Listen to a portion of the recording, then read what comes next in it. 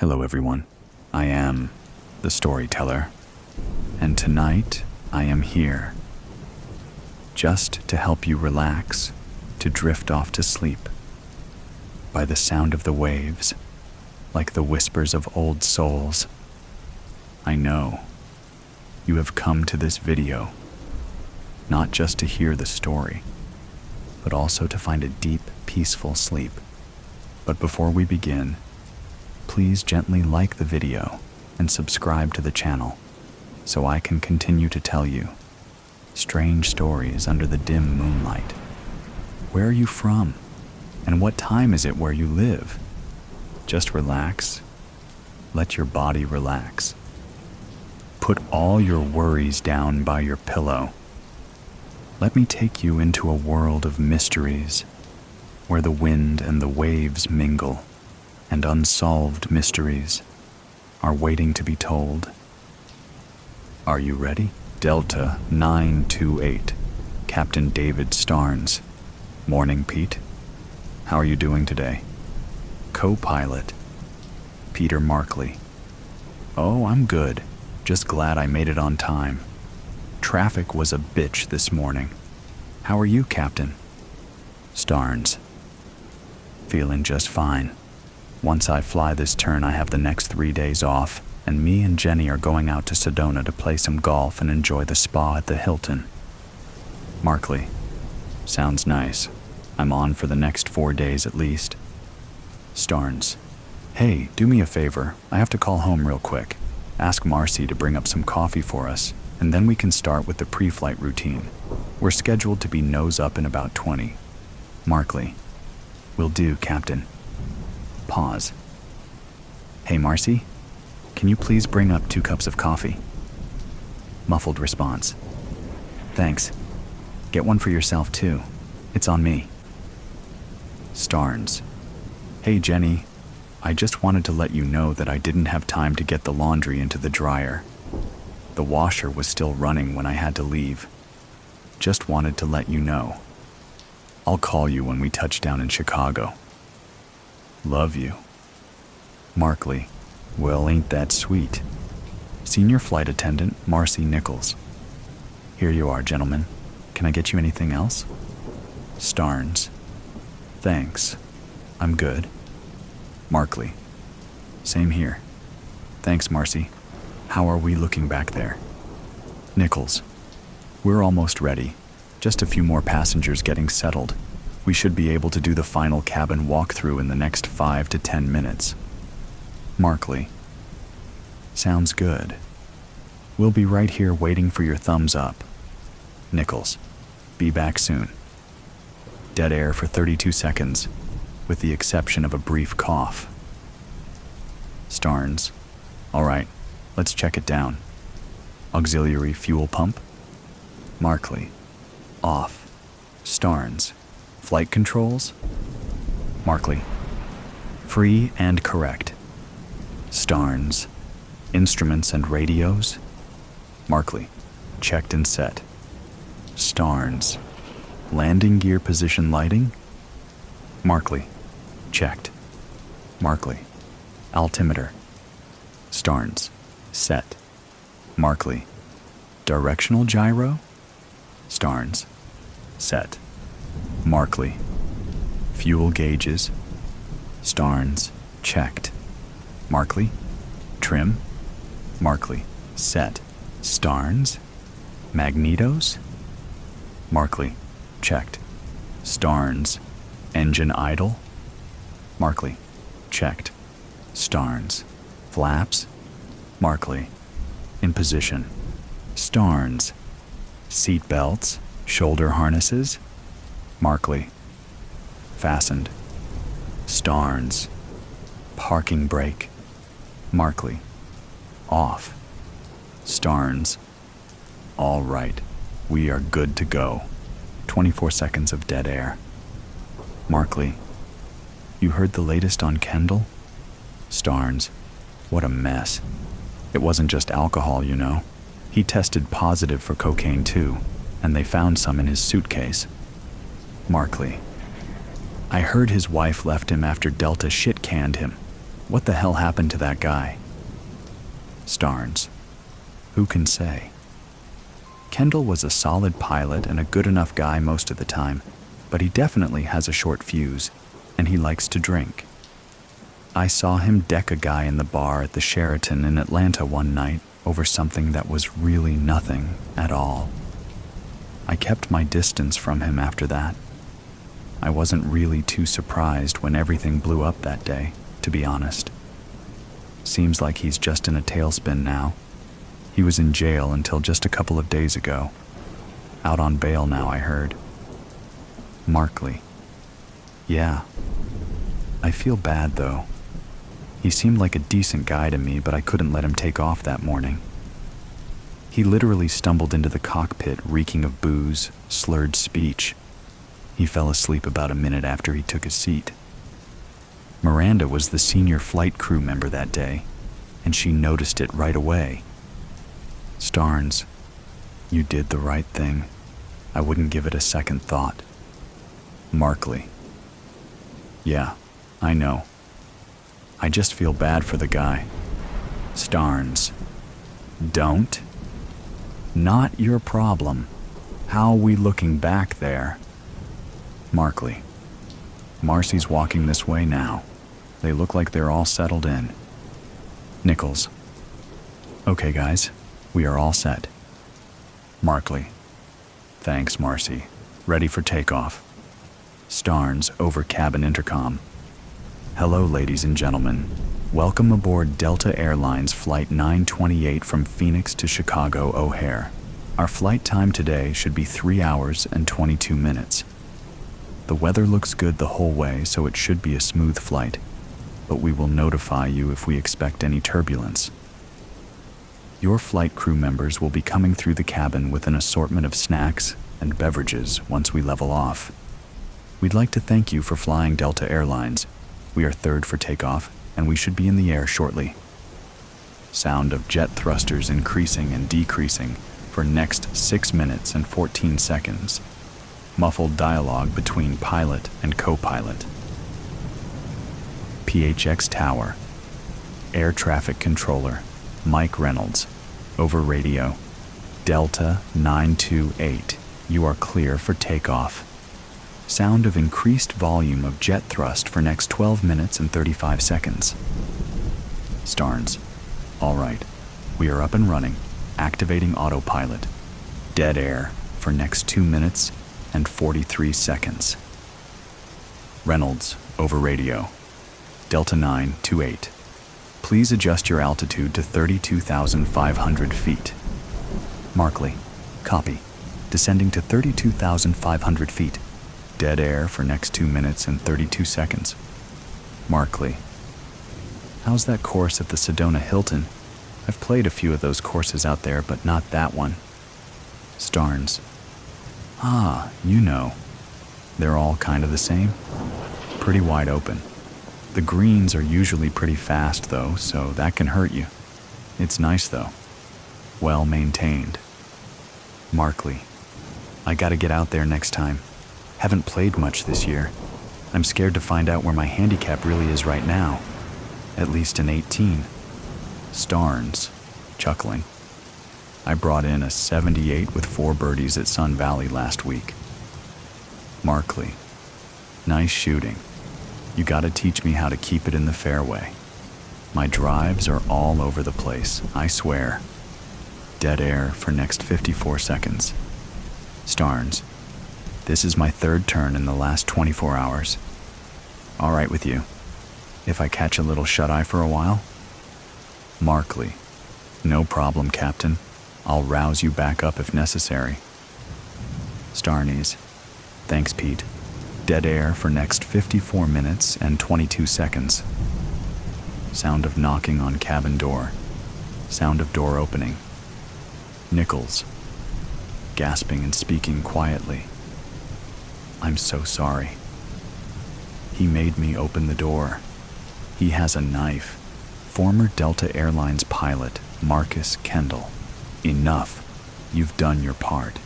Just give me all those little whiskey bottles and get back there and keep everything cool. If I hear one sound near that cabin door, everyone is going to regret it quickly. Remember, if I kill these two, then I'm the only one left to land this plane. Overlapped with sounds of motion, as well as inaudible comments from Starnes and Markley, followed by the closing of the cockpit door. Starnes. Marcus. What the fuck? What is this? Kendall. This has nothing to do with you, Dave. I'm here to see Pete. Here. Take this, though. Sounds of a struggle followed by painful gasps, cries, and heavy breathing for next 18 seconds from Starnes. Shouting from Markley. Markley. Jesus, Kendall. What the hell are you doing? Stop. Kendall. You better get back into that co-pilot seat before you get hurt, Pete. I think we both know how a fight between me and you would end, even if I didn't have this knife. And Delta suspended the federal flight deck program 3 months ago after that incident in Salt Lake City, so I know you don't have a gun in this cockpit. Besides, I'm here to speak with you. This doesn't involve Dave. He was an asshole anyway. I need this seat. Sounds of seatbelt unclicking, followed by a thud. Kendall. Shit. Look at all the blood in this seat. Give me your jacket. I gotta wipe this up a little. Markley. How did you even get on this flight? How did you get a knife on board? Kendall. I worked for this airline for 17 years, Pete. You don't think I know how to get around? You don't think I know some people who will help me out if I hand them $500 cash? Baggage handlers make shit for pay, you know? It's a pretty thankless job. Those guys aren't exactly rocket scientists. Dead air for next 16 seconds. Markley. Christ, Marcus. What are you doing? Kendall. I came to talk to you, Pete, about what you did, and don't even think about triggering that handset. God help me. If I hear a 7,500 squawk come out of your mouth, I'm gonna cut off your right thumb. Don't test me. Look at Dave down there. You think I'm fucking around? Markley. I won't. I swear I won't. Kendall. Good. This won't take long here. Looks like we will be over Denver in just a few minutes. Markley. Why Denver? Are you gonna land us at DIA? Kendall. Not exactly, but close. We'll get to that. First, let me ask you something. You are a licensed and qualified pilot with plenty of experience flying the Boeing 737, yes? Markley. Yeah, sure. Not as much as you, but yeah. Kendall. So, on that morning when you called security to come into the cockpit to wake me up and drag me away, leading to me ending up in jail and losing my job along with my wife and 2 kids, you could have just covered for me, right? Markley. Hey, you know the airline's policies. Plus, the flight crew already knew you were in no condition to fly. If they call security before I do, then I'm in it with you. Kendall. Yeah, so you just decided to ruin my life instead of taking that chance. That's what I thought. You are a little pussy, Pete. Do you know that? I bet you've been a little pussy for your whole life. Markley. Marcus, we're losing altitude fast. We are well below 20,000 feet, and we are way off our flight path. Dead air for next 22 seconds. Automated voice from instrument panel. Warning. Altitude. Warning. Altitude. 15,000 feet. Markley.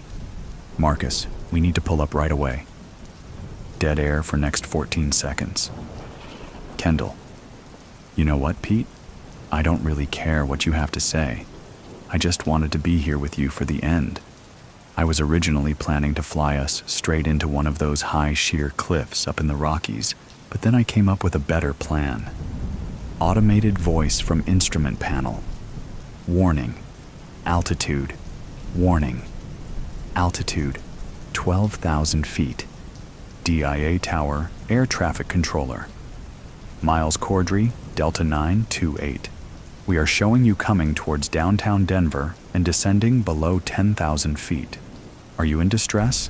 Do you need us to clear a runway for you at DIA? Kendall, kill that speaker. Automated voice from instrument panel. Warning. Altitude. Warning. Altitude. 8,000 feet. Kendall, I know you can't kill that one. Anyway, rather than just pushing us into a mountain face, I decided it would be more fun to do this. Sound of increased wind shear, muffled screaming coming from the cabin. Automated voice from instrument panel. Warning! Altitude! Warning! Altitude! 6,000 feet. Markley. Jesus, Kendall. Please pull up on that stick. We are almost nose down, and we won't be able to pull out of this dive if you don't do it now. Please, don't do this. Automated voice from instrument panel. Warning. Altitude. Warning. Altitude. 5,000 feet. Kendall. You see that down there, Pete? You see that? I timed it pretty damn good, didn't I? That's downtown Denver right there. I don't know if I should target one of those tall buildings or try to put us down on a busy street. I guess I'll just have to play it as a last-minute decision. You got a preference? Markley. Dear God, Marcus. No. Automated voice from instrument panel. Warning. Altitude. Warning. Altitude. 3,000 feet. Kendall. I was considering it, and I just thought it would be better to put us down here rather than up there in the mountains.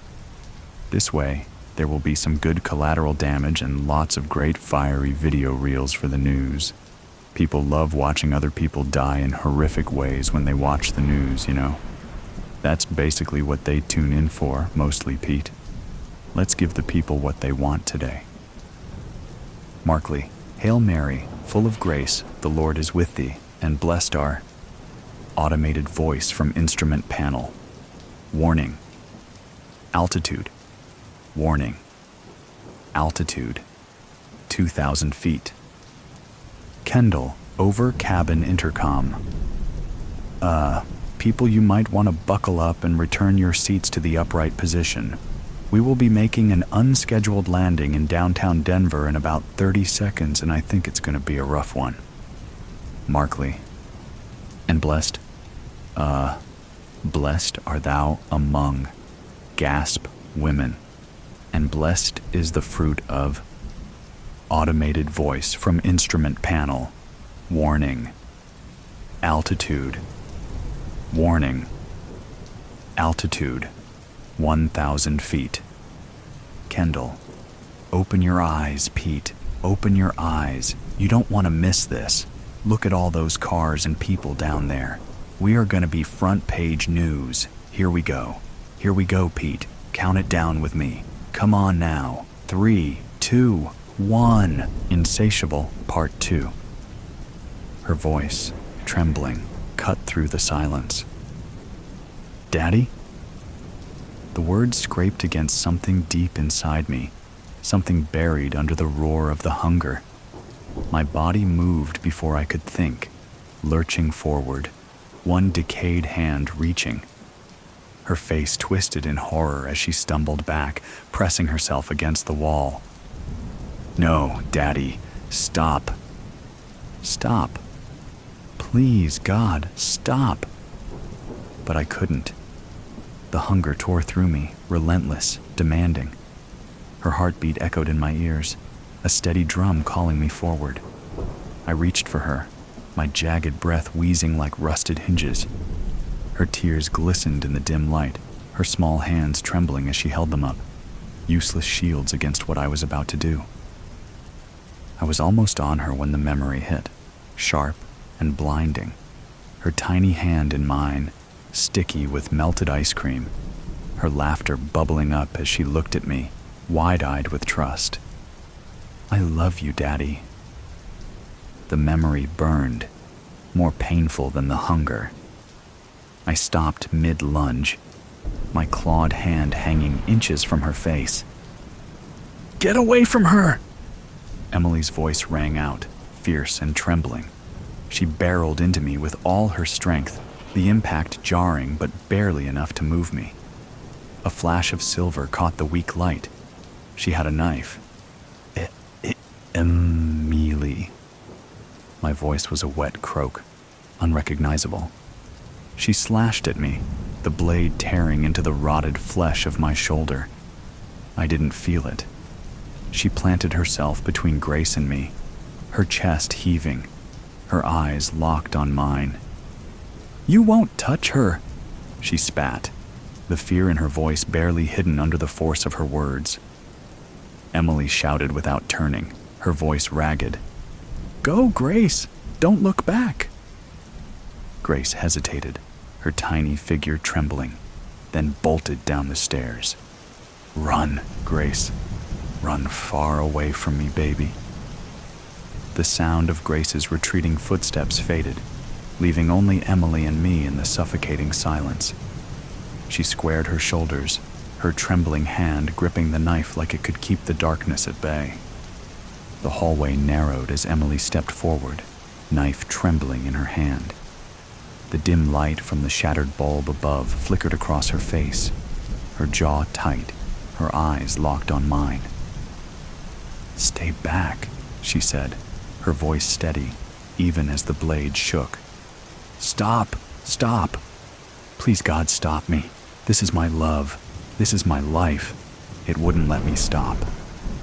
The hunger surged like a wave, driving me forward.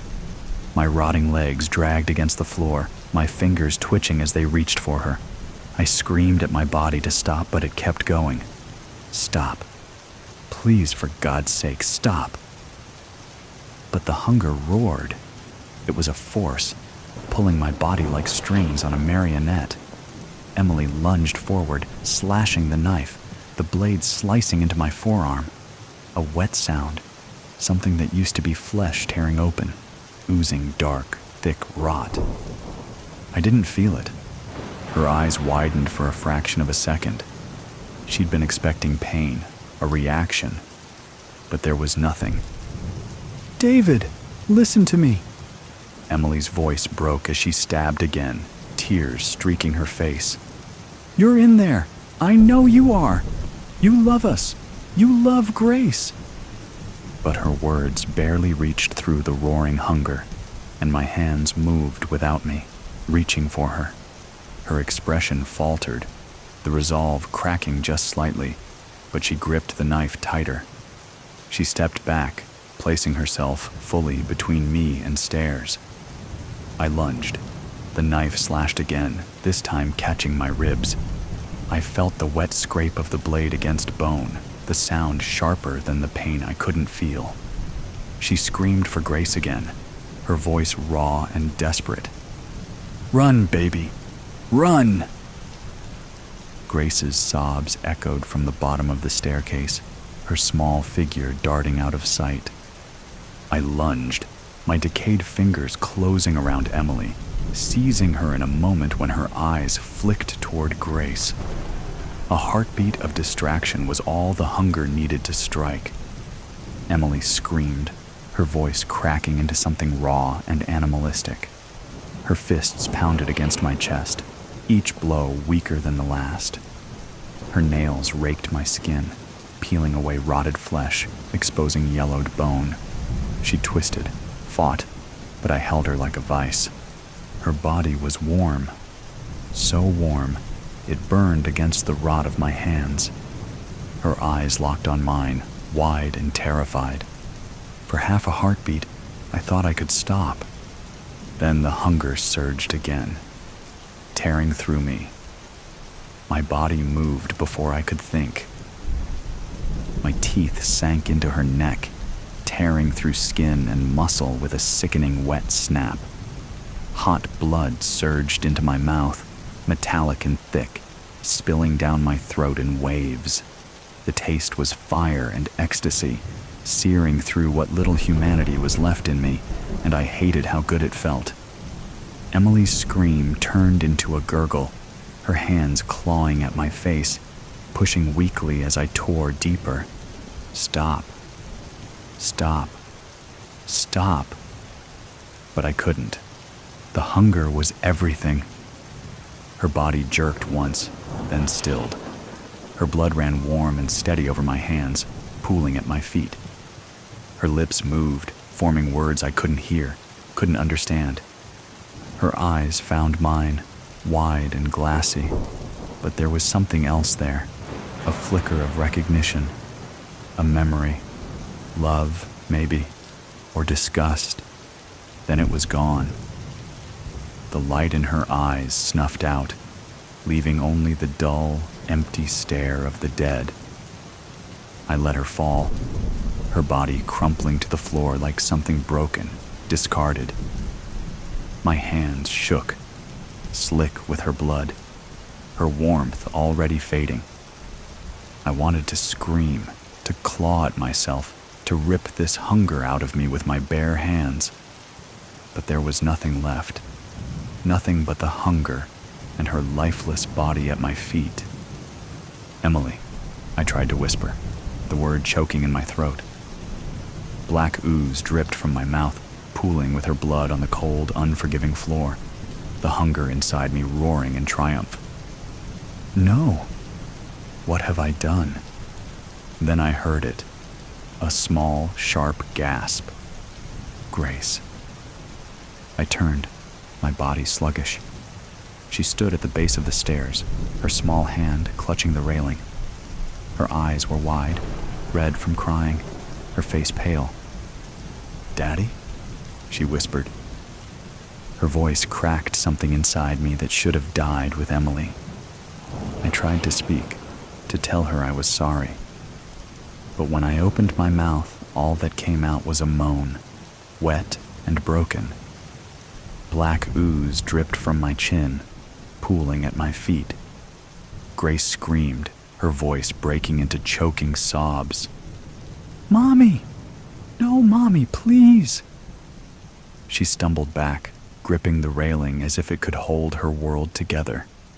My chest, if I still had one, felt like it was caving in, but the hunger didn't care. It surged again, pulling me toward her. "Graksh," I croaked, the word barely intelligible, but she heard it. And she turned and ran, her small figure disappearing into the dark. I stumbled forward, my body following her scent, even as my mind begged for the darkness to take me. The hunger stirred again, twisting inside me, demanding I follow. I looked down at Emily. Her blood was still warm on my hands, her lifeless body crumpled and broken at my feet. I am losing everything. The hunger didn't care. It roared, pulling me to my feet, dragging me after Grace. "Number, please. Let her go." But the hunger will never let go. The street stretched out before me, empty and cold. My feet drag against the pavement, leaving wet, dark smears behind. The hunger had quieted, but it wasn't gone. It never was. It coiled beneath my skin, waiting for the next surge. I stumbled past darkened houses, their windows like hollow eyes. Somewhere in the distance, a dog barked, sharp and frantic. I froze, listening, but the sound faded into the hum of distant traffic. What am I doing? Emily's face swam before me, frozen in that final, lifeless stare. Her blood still clung to my hands, thick and sticky. My body ached, not from the fight, but from something deeper, a guilt so heavy it made every step feel like wading through tar. Then a flash. Sterile white walls. A row of test tubes, their labels blurred and meaningless. A shattered vial, the liquid spreading across my face and hands like blood. I stumbled, my shoulder hitting a street lamp. The cold metal bit into my decayed skin, snapping me back to the present. The hunger stirred, hissing in my ears, but the memory clawed its way back, stronger now. We shouldn't push this far. My own voice, frantic, echoed in my head. I could almost feel the heat of a lab, the hum of machinery, But the memory didn't stay. It bled, twisting into something else. Emily laughing, a steaming cup of coffee in her hand, her hair falling loose around her face. Grace on the living room floor, cradling her teddy bear, her smile lighting up the room. Stop, don't think about them. The hunger seized those memories, warping them. Emily's laughter turned into her scream. Grace's smile faded, replaced by wide, terrified eyes. I doubled over, gripping my knees. The hunger whispered, "Keep moving. She's still out there." I obeyed. The woods were silent except for the sound of my feet dragging through the underbrush. The world was muffled here, the thick canopy of trees blotting out the moonlight, the air heavy with damp earth and rot. My breath, or what passed for it, came in short, ragged bursts. The hunger had returned, gnawing at my insides like a rabid animal. Then I saw her. At first, it was just a shadow, something flickering between the trees. But as I stepped closer, the shape took form. Emily. Number. It can't be. She stood with her back to me, her head tilted at an odd angle. Her clothes hung in tatters where I had shredded them, dark stains splattered across her blouse. Her arms hung stiffly at her sides, and her posture was too rigid, too dead. Emily? But voice cracked, low and growling. She turned. Her eyes were clouded, a milky gray that seemed to pierce straight through me. Her skin, once smooth and warm, sagged in loose patches, exposing butchered flesh. Her mouth hung open slightly, lips cracked and blackened. For a moment, I thought I was hallucinating. My mind had been slipping since the hunger took hold, twisting memories into cruel replicas of reality. But this wasn't a memory. She was here, standing in front of me. She wasn't human anymore. My hands trembled as I stepped closer. Her head tilted further, her movements jerky, like a puppet with tangled strings. Her gaze locked on mine, and something flickered in her expression, a shadow of recognition. The hunger in me stirred, hissing and coiling like a living thing. I could feel it inside her too, like a heat radiating from her decayed form. It linked us, bound us in a way that no words could.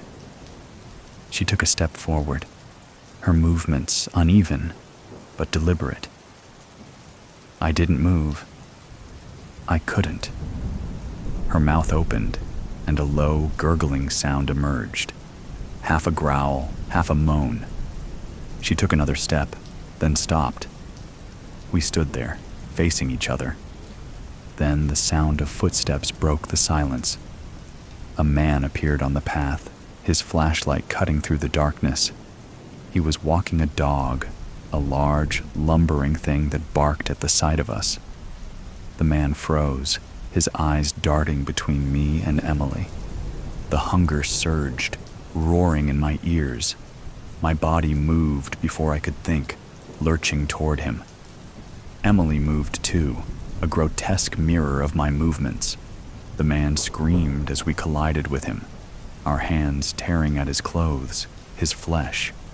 His flashlight clattered to the ground, the beam illuminating the scene in harsh, stuttering flashes. I felt my teeth sink into his shoulder, the hot rush of blood filling my mouth. Beside me, Emily clawed at his chest, her fingers digging deep into his skin. The dog barked frantically, pulling at its leash, but the man's screams drowned out everything else. His warmth seeped into me, dulling the hunger for a brief, fleeting moment. I turned to Emily. Her face was smeared with blood, her eyes still clouded but alive with something primal. We fed together, tearing him apart piece by piece. His screams faded, replaced by the wet, sickening sounds of flesh being ripped from bone. When it was over, we stood there, our bodies slick with blood. The man's lifeless form crumpled between us. The dog had fled, its leash trailing behind it. Emily looked at me, her head tilting again. The recognition was still there, faint but undeniable. This wasn't love. It was something else, something twisted and monstrous. But in that moment, it felt like we were connected, bound by the hunger and the carnage we'd wrought together.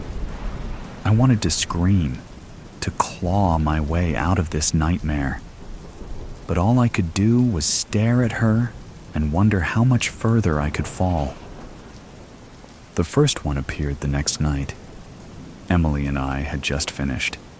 A man in a suit stumbling from a bar, his tie loose around his neck. His screams were already fading, his body crumpled on the ground when the hunger in me finally dulled. I was wiping the blood from my face when I felt it. A shift in the air, subtle but undeniable. I turned, and there he was. He shouldn't have been moving. His chest was ripped open, his throat little more than a mangled red mess. But his head twitched, then turned toward us.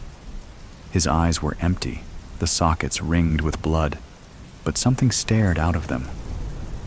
Emily tilted her head, mirroring his movement. A low sound came from her throat.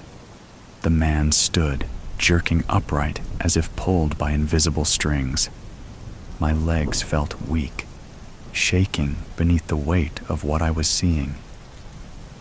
But then another appeared, and another. The woman from the gas station, the jogger by the park, faces I hadn't let myself remember, all shuffling forward, their limbs twisted. The sound they made, a low, gravely moan, layered and deep, wasn't noise. It was communication. And I realized the truth. They weren't individuals. They were connected, not to each other, but to the hunger, to me, to us. I looked at Emily, her blood-streaked face impassive, and I knew we were leading them, guiding them. Grace. The hunger stirred, roaring with purpose. I turned toward the dark horizon, where she was still running, still hiding. The horde moved with me, their jerking steps falling into rhythm. We stand at the edge of the hill, the town sprawled out below us like a patchwork of light and shadow. Street lamps flicker, faint and distant, their glow seeping through the trees. The hunger twists inside me, relentless, pulling me forward. Beside me, Emily twitches, her bloodied hand jerking at her side, her head tilting toward the lights. She growls low, her broken body still and yet coiled, ready. For a fleeting moment, something stirs. A memory, faint but sharp.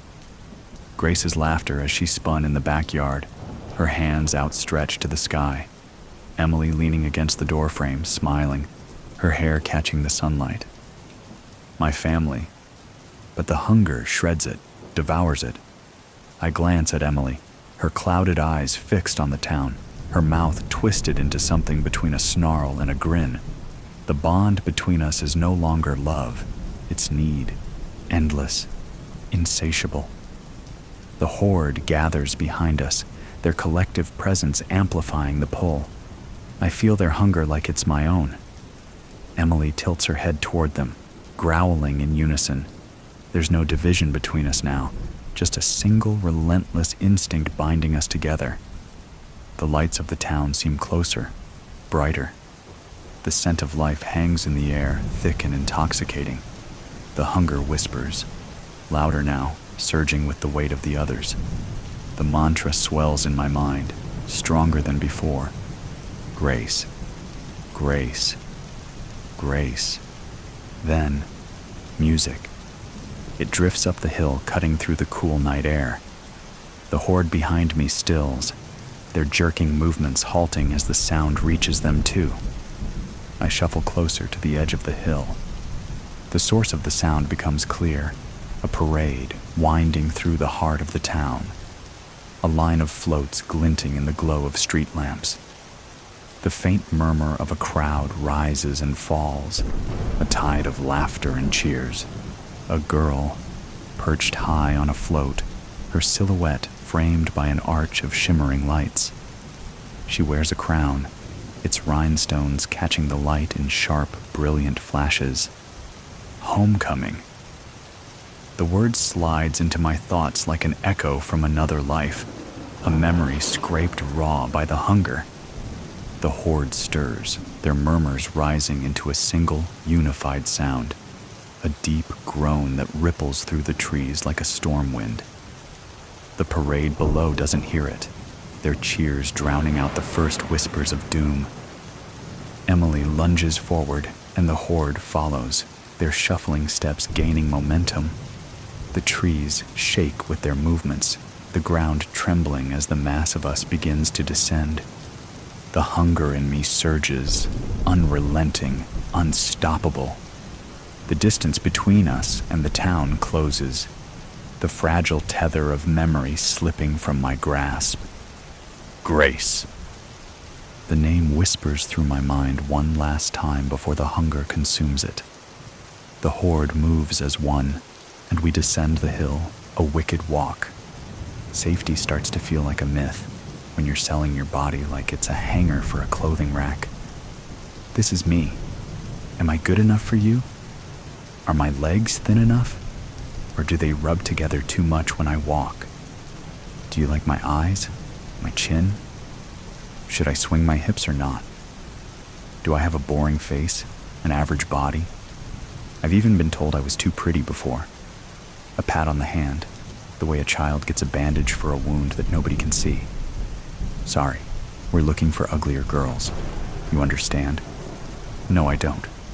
The music is pumping in my ears so loudly I can't even hear my own footsteps or see the runway when I step onto it. I can feel it under my stilettos. That's all I have to go off of. I can feel the back of my dress is completely unzipped until about 3 seconds before I'm out there, bathed in neon purple light. Everything is distorted. I keep my gaze forward and focus on my hips, on my hands, on my steps, one foot in front of the other. A camera flashes somewhere, and everything is white for a fraction of a second. I blink, but my face doesn't move. The shoes are too small for me. I can already feel a blister forming. The music is so loud I can feel the bass rumble through my feet, vibrating through my body as I watch the model in front of me almost roll her ankle as she poses at the end. In my head I'm laughing, but on the outside I am poised, though admittedly I'm looking forward to hearing her get chewed out. Better her than me. I pose at the end, feeling every vein in my body shooting blood toward my heart, toward my brain, in time with whatever effervescent K-pop track this happens to be. It's in those 3 seconds that I stand there in front of everyone that I feel myself breathe, exhale, and then I'm holding my breath again, all the way until I'm behind the curtain. Backstage, everyone is running around. Girls cluster with stylists and makeup artists, their tits out, wearing nothing but a nude thong. You get used to this after a while. I too am out of my dress in a matter of seconds, disembodied hands moving over my form so quickly I don't even see who they belong to. Could be anyone. I realize as I'm looking around, I don't see the girl who almost tripped. She's nowhere to be found. That's impossible. She'd been right in front of me. Hairspray! Someone beside me yells, and then I'm bathed in that vaguely fruity aerosol scent, my ponytail getting re-slicked while someone else is barking at me for my name. Nobody ever knows anybody's name around here. We're all just bodies. Sabrina, I'm saying, and even as it comes out of my own mouth, it sounds unfamiliar. Foreign. I don't remember the last time I said it. They usually just give you a number, throw you in a line. Sardines stuffed into a tin, wet and glittering and completely indistinguishable from one another. The man who was yelling for my name is now sifting through a rack of clothing, all covered with black garment bags. They're marked with our names. Someone beside the first man is picking off multiple hangers, his lips pursed. They all say Amber. I wonder idly if Amber is the one who tripped back there. The man carries off what would have been Amber's looks and tosses them into a garbage can. I furrow my brows gently. This was a more low-grade show, underground you might say. But I'd never seen anyone throw away a designer's pieces over a shitty runway walk. I don't have any more time to think about this before they're shoving me up onto the runway again, a new pair of ill-fitting shoes on me. I hadn't even realized someone had changed them. I walk, now in a pair of shorts and a crop top. All the designs are white, pristine looking. In the club lights they have going, we all sparkle like mirages of snow in a desert. Somehow, we all look fresh, clean, cool. Our hair is slicked, our makeup is bright and colorful. My eyeshadow is bright orange, my lips dressed in a plum sort of shade. The eyes that look on take us in with lips pressed flat, hands folded in laps. They watch us waiting for a mistake, waiting for another Amber. It was never about the clothes. You can always feel it, the way they're watching each step you take as you pass by among the string of girls. One after the other, they clench their hands together tighter, like they're praying we fall. But there's no God here, that I know. We hold ourselves up, or we drop. As I'm walking, the music changes to a song with more guitar, even louder and more suffocating than the last. Another noisy tune that I'd never heard before, something club-esque and punchy. My steps stay uniform, elegant, and strong. I have tunnel vision for the model's head in front of me, so much so that I almost trip on the body. Amber. She's laid over the runway with a slice in her neck so deep the smell of thick, hot, metallic blood fills my nose as I step over her. I only glance at her for a moment. I keep walking. I keep walking as I'm thinking, is that fake blood? It can't be. The smell. And then the model behind me screams, a shriek that's barely audible over the sound of the music. Nobody in the audience shifts. They all just sit there, eyes forward, like mannequins. I dare to look down slightly again, and our heels are leaving behind trails of Amber's blood, the fluid glowing in the neon lights, contrasting the white we're all draped in. When I arrive backstage, the model who was screaming is being snatched from behind me, howling like an animal as multiple people keep her from running, caging her in. My heart is hammering in my chest as another pair of hands is undressing me again. I hear someone in my ear telling me how perfect I look out there, how I'm doing a flawless job. I don't say anything. I just flinch when I feel them running something wet all over me. I look down, and my bare chest is covered in red. It's still warm. Is it Amber's? I look over my shoulder, and the girl with the curly brown hair is being punched repeatedly in the stomach, crying out for help, reaching into the air toward where I'm standing. Nobody looks toward her, but me. I just look at her. I'm soaked in blood, the penny smell invading my nose so aggressively my stomach is curling in on itself. They don't even give me shoes, and then I'm up again, being shoved out of the curtain with nothing but my nude thong on, and whoever's blood smeared all over my sand-colored skin. Probably Amber's. For no reason at all, I walk. The music isn't even music anymore, it's just high-pitched buzzing. Nobody in the audience moves, but I do. I walk. I am the pillar holding all of this up. I am walking sex. I am red and beige and blonde. This is me. Am I hot enough yet? The blood is so hot. Do I look strong enough? Are my hips swaying properly? How are my eyes? my lips, my neck. Tell me I'm perfect. Nobody in the audience looks at Amber's body. Neither do I. Am I ugly enough yet? Yes. I walk, displaying her sacrifice on my skin, showing everyone what her sweat and tears couldn't keep inside her body. My steps get more and more confident as I step into the puddle again, the balls of my feet sticking to the runway as I leave new prints of red behind me. It doesn't hit me until I get to the end that I'm the only model out there, blood drying crusty onto my nipples, blood seeping into my underwear.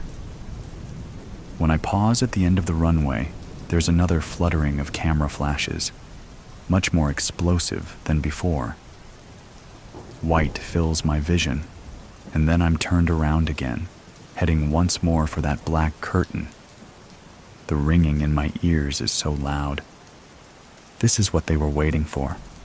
When I step behind the fabric, everyone backstage is facing me, as if they were waiting for me to finish. And then they clap, smiling superficially at me as I stand there, blood dripping down my thighs. The girl with the curly brown hair lays there against the wall with her ribs bashed in, her skull spilling out a red and gray mush that looks like discarded Jell-O salad. The other girls, who knows where the hell they went? Better them than me, Ari. The heat, death of the sun. Reality was having a Monday with a capital M. Never mind that it was Thursday. Or that Monday always began with a capitalized M. Or that both Mondays and Thursdays only existed on Earth. That was all beside the point. Ron liked that about Earth, though, the calendars. Really, humans had something special going on with them. They were great with organizational skills, and he appreciated that, given his role as manager of accounts payable. He was just one cog in the existence machine, but lately Ron felt he might be the only one to really give a hoot about the overall health of the industry. The atmosphere of the Division of Material Validity office was drab, sure, but he found his job of keeping existence running to be interesting. There were an infinite amount of vendors that manufactured the various components of reality, and he enjoyed his role of ensuring that those accounts all got paid for their hard work. Ron's day started off fine enough. His boss, Mike, prattled through the morning meeting with his usual ennui before giving him a checklist of urgent tasks. Ron spent his pre-lunch hours ticking off boxes. Pay the universe's monthly time invoice to keep months a thing. Contact maintenance overdue space-time fabric repair on collapsing wormholes in Sector 12. B. Review discrepancy in inertia. Report on galactic planetary rotation. Forward any Earth RFPs titled, "Oh God, please save us," or similar to upper management.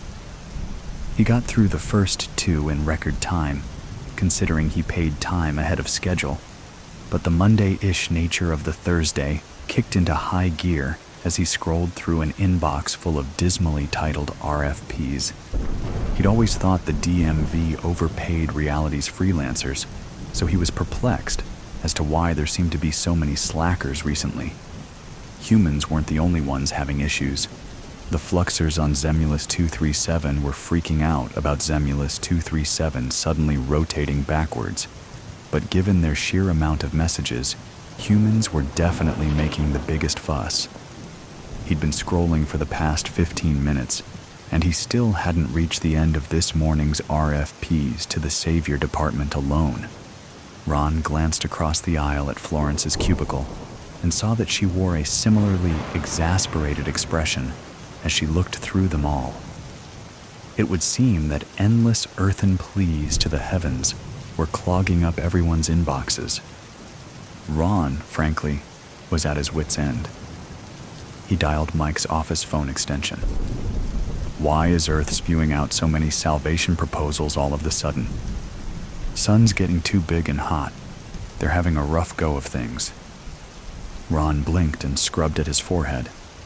That's odd. I paid Fusion's invoice. I know. They got upper-level orders to churn out more energy, though. Kicked it up yesterday. He sank back into his office chair and rolled his eyes to the ceiling. And upper management didn't communicate that with the rest of us because... Mike snorted. It was just a little tweak to Fusion's workload, not a big issue in the overall grand scheme of things. Ron sighed. Okay, thanks. Forwarding now. Yep. He set the phone back on the receiver and began forwarding messages up the chain of command, but paused at one rather offensive title. He read the message, feeling a bit nosy as he did so. From Alice Kincaid at Earth.universe.2, all at DMV.universe. Subject, RFP. We're dying down here, asshole. Hey, God. CNN just announced we have about 6 months before we're cooked. The sun's getting hotter by the day. I can't go outside anymore. I thought we had like 1 billion-ish years left. At least, that's what the Science Museum exhibit said when I went as a kid. Scared the hell out of me. Always has. But 1 billion years is a damn long time. 6 months is absolutely not. I would love it if you could make the sun go back to normal. I haven't done everything I wanted to do yet. Please, it's too hot. It hurts. My skin is... Please. More sincerely than I've ever been about anything. Ever. Alice Kincaid. Scowling, Ron called Deity. The line rang for a few long moments, but he was pleasantly surprised when the CEO answered. Hello? Hi, D. How's it going? Hey, man. Same old. What's up? I just had a question about Salvation RFPS. Ron could hear Deity typing something as he responded blandly, Shoot. Are you guys doing anything about them? I've forwarded several to you and the board, but they just keep coming. I was going to mark them as spam and wanted to check if you're receiving them without me forwarding. Yeah, spam them. Got it. Ron considered whether it was professional to ask further questions, but his curiosity outweighed his propriety. Are you going to respond to them? Take any of Earth's projects on, I mean? Deity laughed in an offhand way. Nah, I'm phasing out the planet. Humans are too destructive. Tarsonis's Jebulons have their act together a lot better, so the board voted to sell off Earth and invest over there instead. It's a stabler market. He felt a hot stab of dismay at the news and swallowed thickly. Understandable, but can I say? He gave a little laugh. I mean, I know it's way above my pay grade, but... But?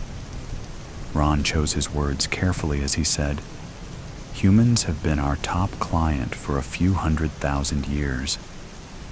They've had some centuries of poor performance every now and then, sure, but we've always kept an overall mutually beneficial relationship. It's unfortunate we're ending it on a bad note. Deity clicked his tongue. Speak more freely, Ron. I don't mind hearing your opinion. Ron huffed a chuckle. Don't write them off our books. I like what they put out. Would be a shame to not be able to get their stuff anymore. What sort of stuff? Ron thought for a moment. Well, I enjoy all the love stories. They've got some great food, too. I tried a sandwich once. Phenomenal. And I owe them a debt for coming up with calendars. Deity deliberated silently before replying. Jebulons just created a far superior timekeeping system, and it didn't take them almost 300,000 years to do it. Switch to using theirs. The market's moving on, Ron. Progress with it. I appreciate your input, though. Tell you what, I'll bring up your notes to the board at the next meeting. We may be able to work something out. Ron's shoulders relaxed. Thanks, D. Appreciate it. Yep. Have a good one. The line went dead.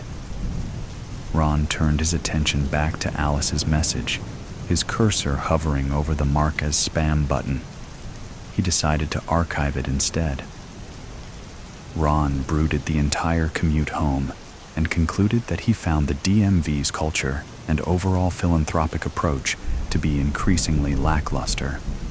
Phasing out Earth was a bad move, plain and simple. He didn't understand the decision, even after hearing Deity's explanation. Gebulans had exited the primitive stage of existence far quicker than humans had. True, but their demeanor was overzealous. The DMV's mailroom was constantly overwhelmed with fanatic offerings, and their adoration always felt just a tad too desperate to be authentic. Humans showed their appreciation for reality in subtler ways. They were intentional with it, more honest. A message of gratitude at receiving a tight embrace from a missed loved one. A whispered, "I owe you" when swimming through crystal water.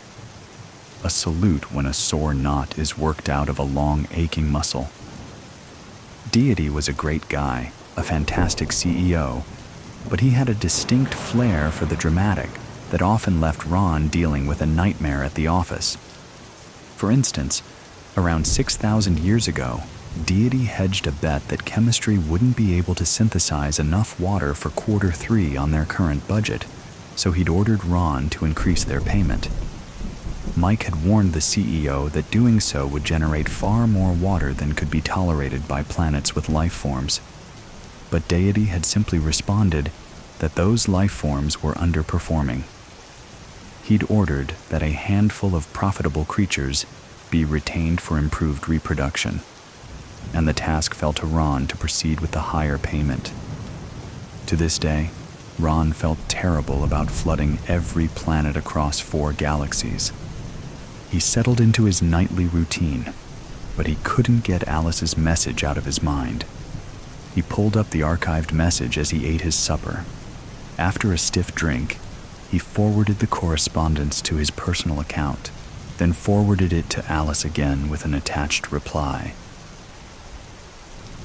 From Ron at personal.universe.2, Alice Kincaid at earth.universe.subject. FW. FW. RFP. We're dying down here, asshole. Hello, Alice. Strictly speaking, it goes against protocol for me to send this message, and you are the first life form to receive such a communication from me, so my apologies for any disruption to your evening. Admittedly, I'm unsure how this message might be received by a human. The purpose of this correspondence is to extend my sincere condolences for your current situation and assure you that your concerns regarding your imminent demise will be thoroughly discussed at the next meeting of our board. Please note, however, that this does not guarantee immediate action. We appreciate your patience during this time. All the best, Ron. Manager, Accounts Payable, Division of Material Validity. Ron sipped on his second drink, feeling a bit more at ease with the situation. His satisfaction dissipated when she returned a response in seconds. From Alice Kincaid at Earth.universe.2.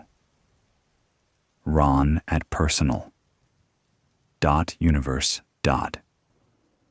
Subject: indistinct shriek of terror.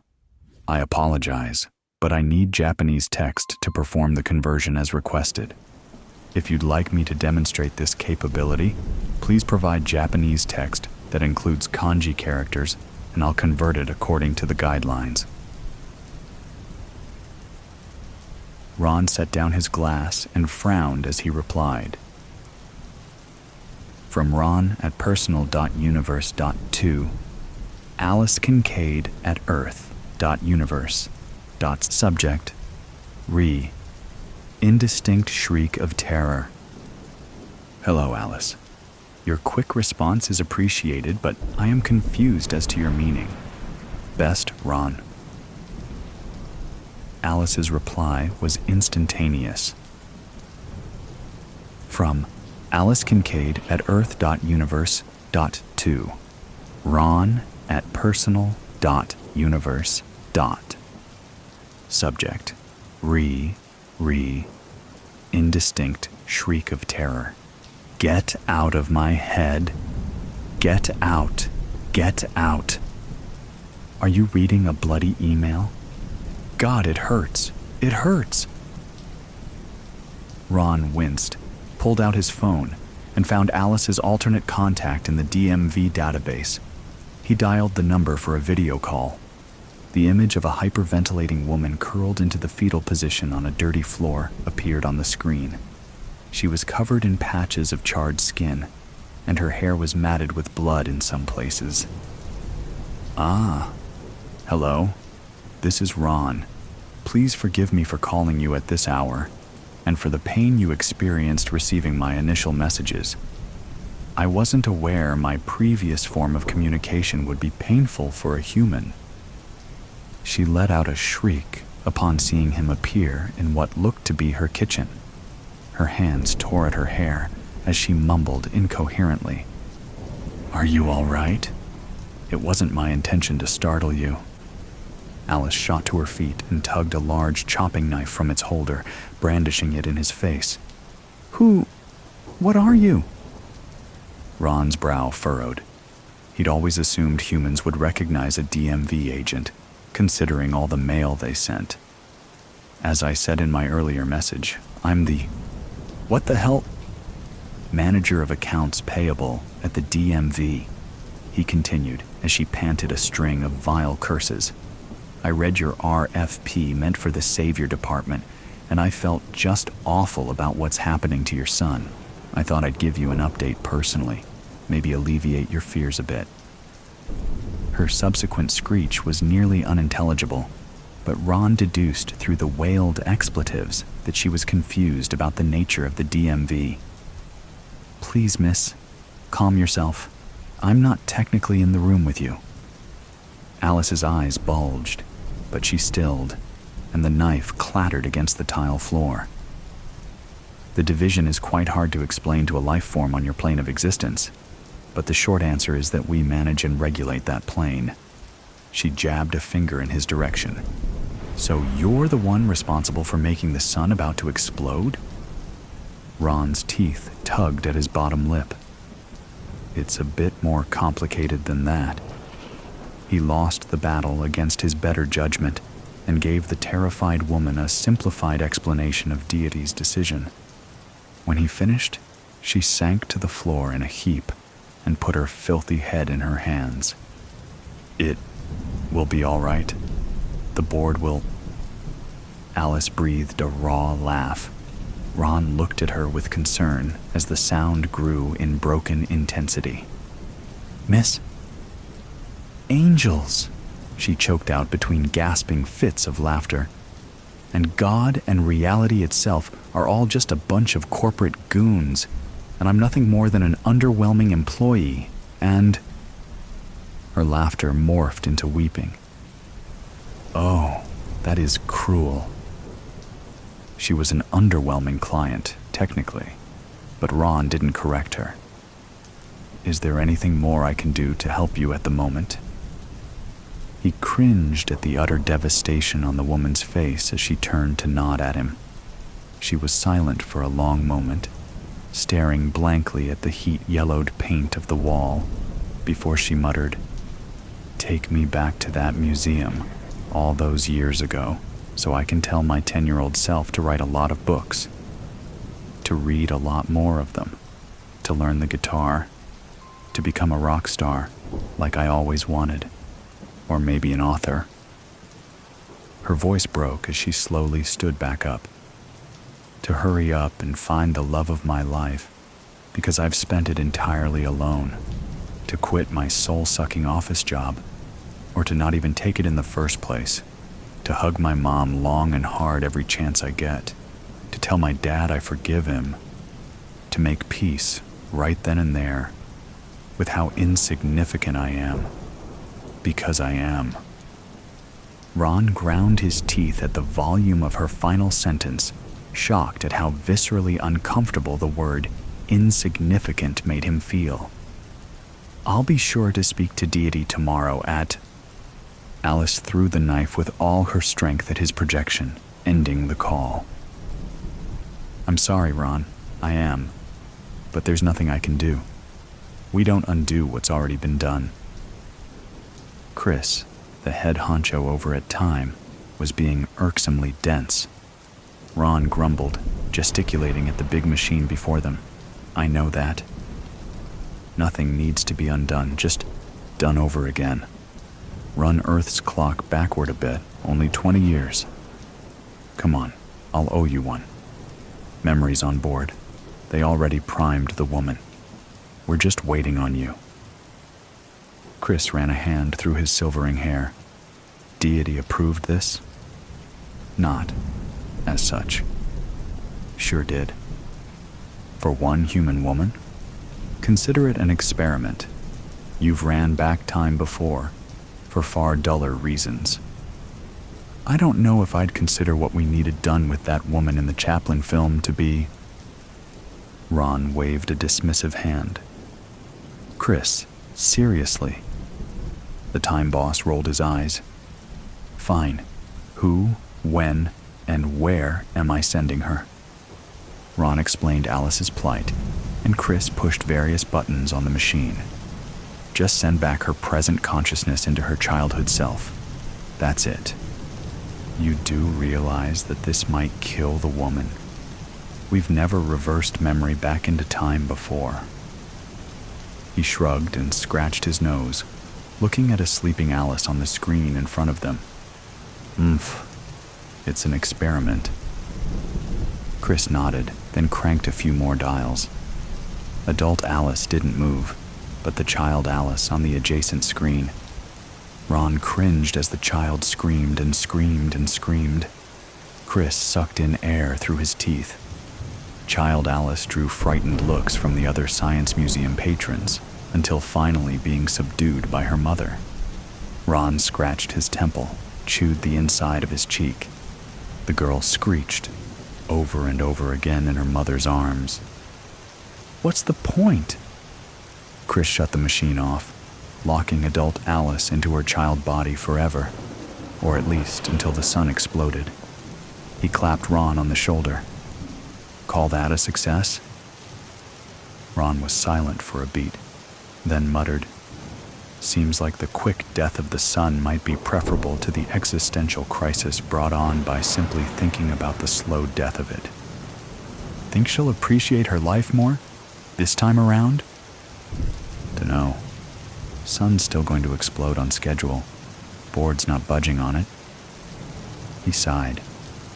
"No one will remember her in the end, even if she does make something out of her life. Or maybe they will for a little while, now that she can change some things. That's all most of us can hope for, really. To not be insignificant. To do something important with our lives."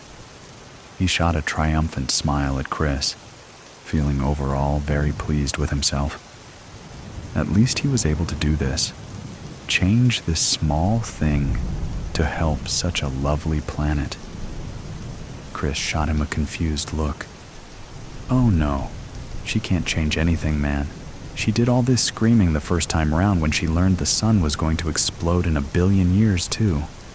I told you, nothing can be undone, but she will be able to watch it happen all over again with her adult memories and reasoning. Maybe she'll just learn to be grateful. Humans struggle with that.